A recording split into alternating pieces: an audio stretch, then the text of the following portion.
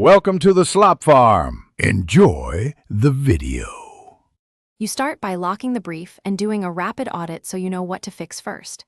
Ask for goals, budgets, and best performing creative, then map buyer stages. Once done, define CPA and ROAS targets and split the daily budget into testing and scaling buckets.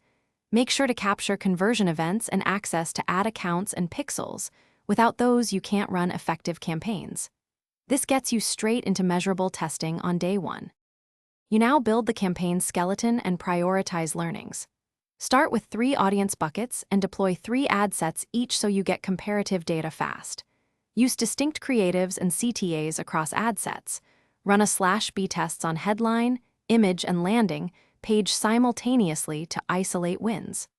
Once you have 7 days of data, pause losers and reallocate spend to the best performer. Make sure to monitor frequency and relevance. You finish by scaling methodically and optimizing continuously.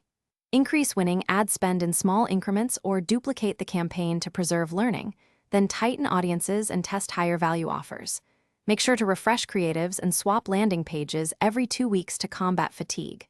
If performance drops, check tracking and attribution windows first, then inspect audience overlap and budget pacing. One key troubleshooting tip: if conversions stop, verify pixel events and conversion windows before changing creative or audiences. Thanks for watching. Consider subscribing if we helped you today.